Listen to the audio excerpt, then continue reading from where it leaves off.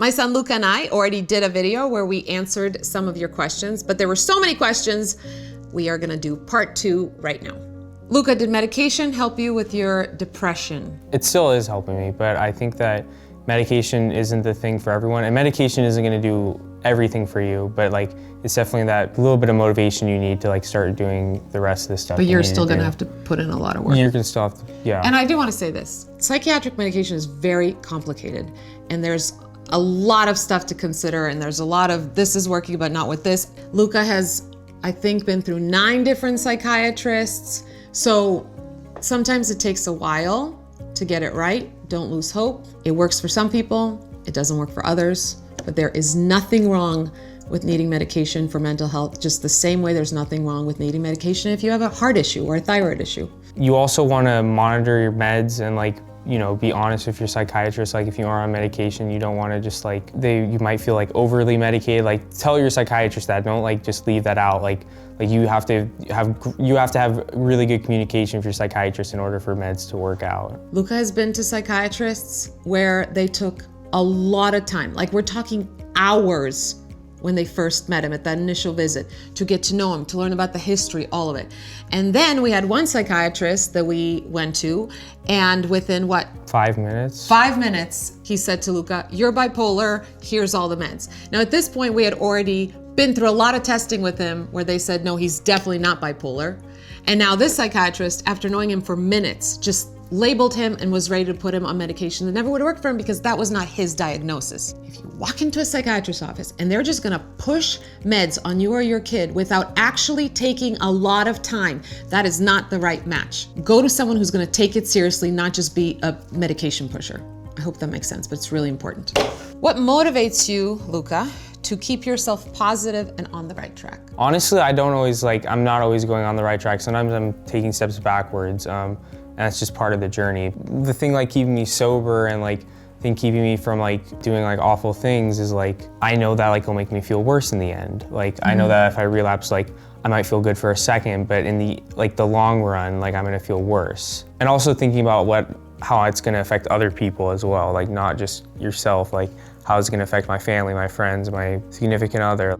What can teachers do to help?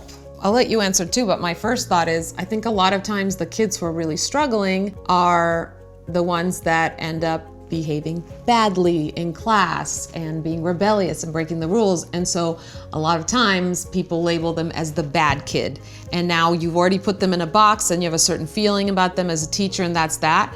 And to just try to see kids not as bad kids, but as kids who are in pain, as kids who are hurting. And maybe the teacher's the only person that will be a positive influence. Who knows what their home life looks like. Like, first of all, the kid should still get in trouble if they do something like wrong. Well, yes, I'm not saying there's no consequence. I'm saying not putting a label on a kid of like bad kid. Yeah, but I would say like a teacher who's just super supportive. Like my last teacher that I had like was super supportive of my sobriety. Like I found out on the last day of school that she had my sobriety date saved in her phone, and I was like, you don't have to go that far, but just like, you know, like talk to your student, like if a student's struggling, just ask them like, hey, like if there's anything I can do, or like maybe like be a little bit more lenient with them, just like not like, you know, like let them like turn in crap, but like just help them out a little bit. Christina, were you able to communicate openly with him about his struggles? Yes, I mean, we talked about everything. I think a lot of times, and I went through this too, we're scared we're gonna say something wrong, so we don't say anything. I would say, yes, you will definitely at times say something wrong. You will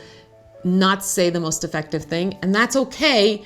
Get really comfortable apologizing and get really comfortable learning, and then making a different choice, and then learning again. I mean, just get comfortable being uncomfortable. There you go. So from a parent, when your kid says they're fine, you're asking them how they're doing and they say they're fine, how do you know they're actually fine? So how can we as parents know that you're actually fine? Interrogate them. Break them down. Filter out all the lies. Make sure they're saying the same story. Should we put them in a lie detector too? Might as well hook them up. No. Oh, that's taking it too far. That's abusive. That's abusive. Okay, got it. I feel like it goes back to what we talked about, is pay attention to your kids' behavior, right? If they're saying they're fine, but they never want to hang out with their friends, they stop doing everything they enjoy, then they're probably not fine. Yeah, like even if they say they're fine, like just say like, oh, like I'm here if you need anything. At that point, you've done everything you can. Like you can't expect yourself to do any more. So if your kid wants to help, that they're gonna have to reach out, because you can't be doing the work for them. Okay, 2 more things I want to say about this. So I don't know if you remember, but when you were starting to struggle, I actually called Philip's brothers. Philip is my husband, his stepdad, and said, hey guys, call Luca up and offer to take him out for lunch or dinner. And he was able to talk to them. So sometimes the kids need a different adult. Sometimes they don't want to come to their parents. So if you're worried about your kid, have that other adult in their life that's considered more cool than you are, and have them take them out so that the kid has someone to open up to.